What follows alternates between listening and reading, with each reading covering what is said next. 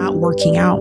I think sometimes it's even easier to release friendships when we can easily identify a villain. It feels easier.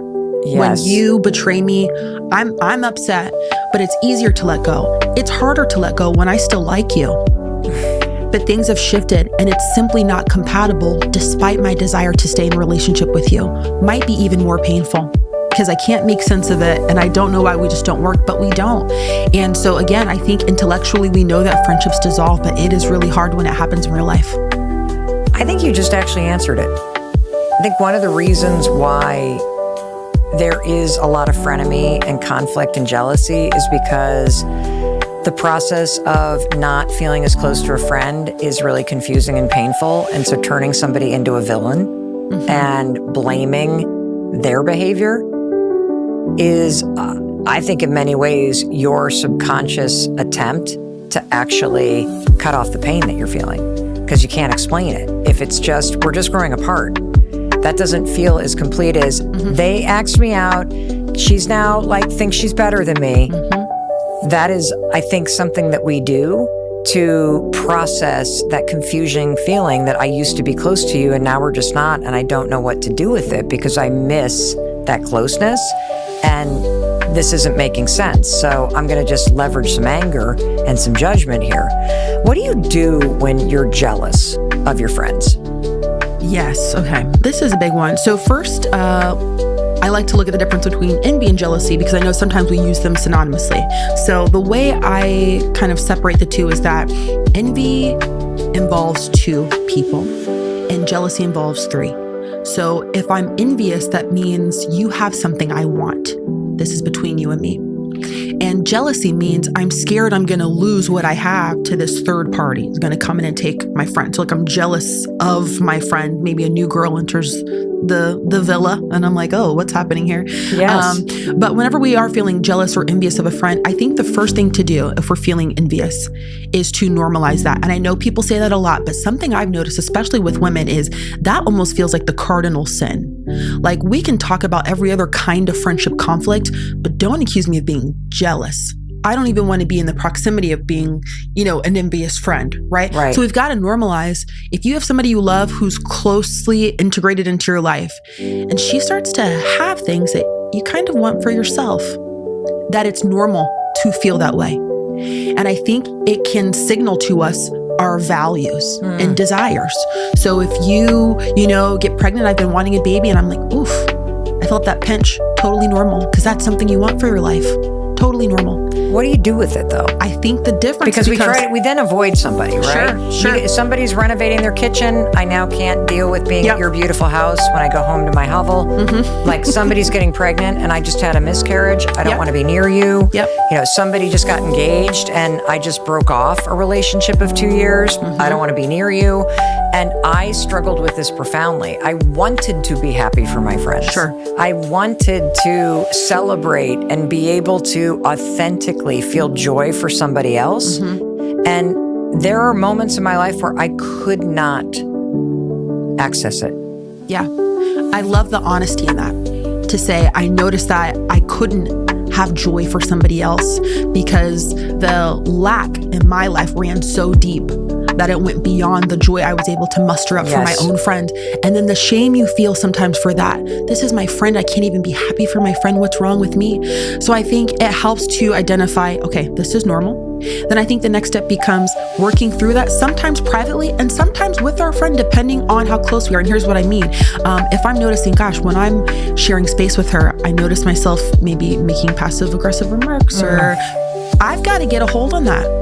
Because now it's messing up my ability to show up as a good friend because this thing runs so deep. So I need to go and look at what's that about? Do I need to remind myself that there's no comparison and life is not linear and this is her path and my path and things will happen for me? Do I need to evaluate the degree to which I'm operating with a fixed mindset? Because her having is not a sign of me lacking. It's just her having. And what's available to her is equally available to me. And the timing is just different, right? I might need to go and coach myself through that so I can be a good friend around her. If it is something deeply tender, like infertility and things like that, which I've seen women who have expressed to a friend, I love this for you, I'm happy for you, and they can share certain boundaries. Hey, I don't know if I'll be able to make it to the baby shower, but I am sending you a little something, girl, because I want your little one to have this, right? And having friends who can hold space for that.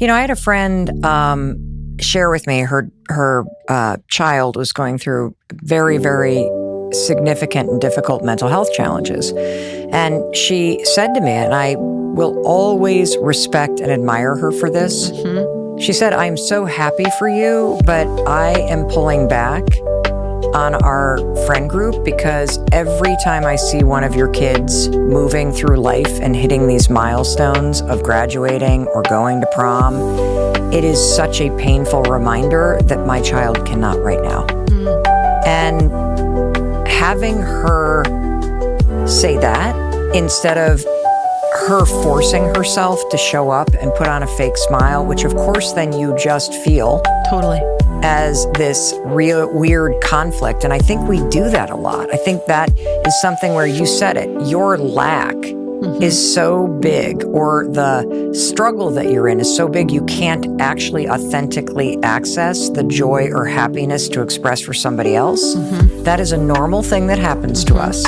And being able to say, I love you and I wish I could show up and I can't, but no, I'm still cheering for you.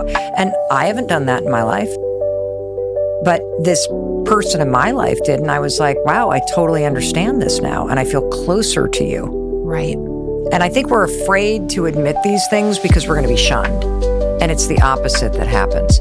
Danielle, how do you address a friend who just disappoints you? Whether it's in the category of not offering support, like, you experience a loss of a family member and they don't show up. They missed your wedding or they miss your birthday. They hated your boyfriend or your girlfriend, or they currently do, and you're aware of it. They're not happy for you when you get that raise or you're able to buy your dream car. What do you do in those moments where your friend's behavior or energy or attitude or lack thereof is disappointing? Yeah. So we are going to be disappointed by our friends because they are fallible, regular people, right? So I think making room for that up front is helpful. My friends are going to let me down. I know that I would like to think of myself as a good friend, and I have good girlfriends who could say, yeah, Danielle disappointed me that day with what she said, or, so I'm thankful for their grace. But I think a couple of things to evaluate when that does happen are the severity of it. How big was the disappointment, right? The consistency of it. Is my friend always letting me down in this way, right? A lot of times disappointment comes from unmet expectation. Oh, you have research about this. Actually, on page 45 of the book. Yes, you do. You've got great research about this. Oh my God. Let me read to you from your book. This is on page 45. Another reason why our friendships can be fragile, especially compared to male friendships, is because we have high expectations. A review of 36 studies found that women wanted more from their close relationships than men did, especially when it comes to reciprocity and self-disclosure, which means we are setting and expected to meet high standards. And this means that we also register more relational violations, identifying more wrongs in our friendships.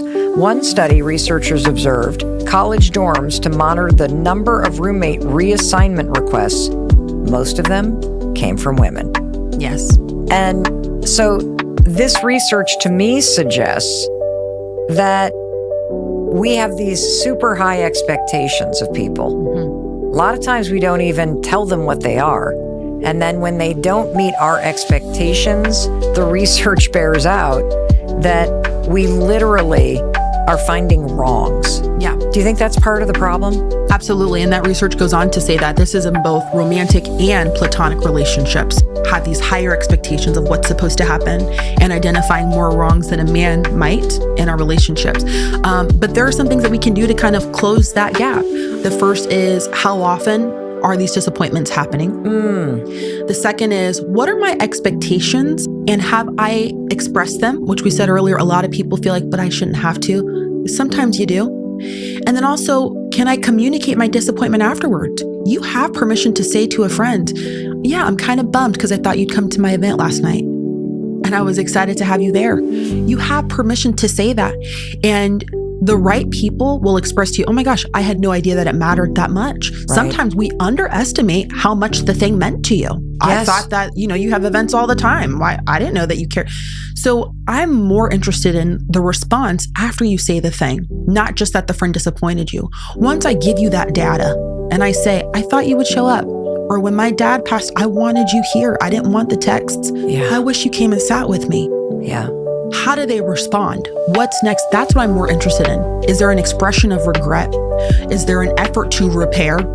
Is this a moment to help facilitate, oh, okay, now I have a better understanding of what you're looking for? That's what I'm more concerned about as opposed to the friend disappointed me. And I think that can help and maybe stop us from prematurely ending some friendships. Well, see, I think this is a lot of what you also write about in your book, is that all of this conflict and these moments that are normal and human, and in every friendship, it's a give and a take. We both have a little bit of responsibility here in terms of what's happening, that it's either an opportunity for you to distance yourself or an opportunity for you to lean in and actually join in with somebody. And, one of the things is I was really researching the let them theory.